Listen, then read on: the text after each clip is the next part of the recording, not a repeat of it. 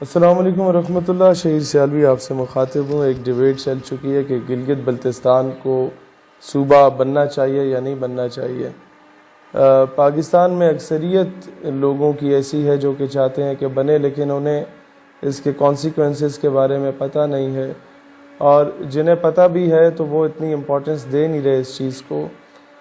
دیکھیں، میرا یہ پیغام اپنے گلگت بلتستان کے علاقے اور گرد و نواح کے جو دوست احباب ہیں ان سب کو ہے کہ سب سے پہلے ہمیں بینگ اے مسلم اور اس کے بعد بینگ اے پاکستانی ہو کے سوچنا ہے کہ کیا اس سے ہماری کاز کو، ہماری آئیڈیالوجی کو نقصان ہے یا فائدہ ہے.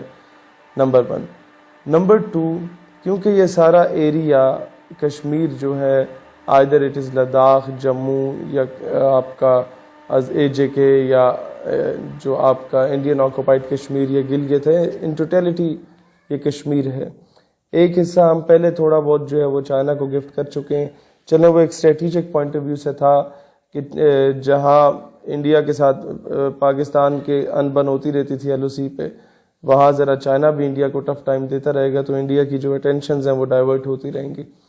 لیکن as far as Gilgit Baltistan as a province it is concerned, تو یہ کشمیر کاز کو انٹرنیشنلی نقصان اس طرح پہنچا سکتا ہے کہ اگر گلگت بلتستان آفیشیلی صوبہ ڈکلیئر کر دیا جاتا ہے پاکستان کی جانب سے، تو انڈیا کے خلاف جب بھی ہم اقوام عالم میں جائیں گے اور کہیں گے کہ اس نے کشمیر کو توڑا، لداخ کو الگ کر دیا، جموں کو الگ کر دیا، تو انڈیا ہمارے سامنے یہ پوائنٹ رکھ سکتا ہے کہ آپ نے بھی کشمیر کو توڑ کے گلگت الگ کیا تھا.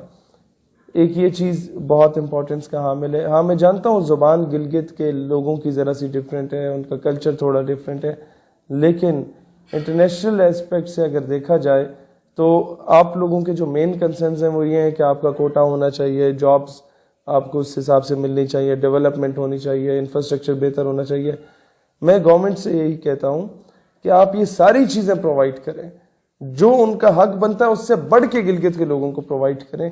لیکن صرف ایک چیز کا میں درخواست کروں گا کہ صوبے کا اگر اسے اسٹیٹس دیتے ہیں تو وہ پاکستان کو نقصان پہنچائے گا. یہ بات کہ ایک مخصوص علاقے کو صوبہ تو آپ نے بنا دیا، لیکن اس سے ان ٹوٹیلٹی کشمیر کاز کو، آپ کو پتہ ہے کہ ایک دور تھا آج سے 20 سال پہلے 98% کشمیریز بولتے تھے کشمیر بنے گا پاکستان، اور 2% کہتے تھے کہ ہمیں علیحدہ ریاست بنایا جائے.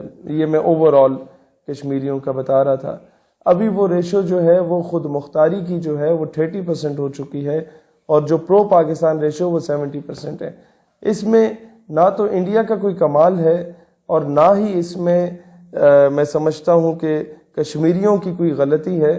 اس میں سب سے بڑا قصور ہم لوگوں کا ہے کہ ایک بندہ جو آپ کے نام پہ شہادت دیتا ہے، پھر وہ چاہتا ہے کہ اس کی قبر کے کتبے پہ بھی پاکستان لکھا جائے، پھر وہ چاہتا ہے کہ وہ دفن ہو تو وہ پاکستانی پرچم کے اندر دفن ہو، پھر وہ چاہتا ہے کہ اس کے خون سے اس کے کفن پہ پاکستان کا نام ہو.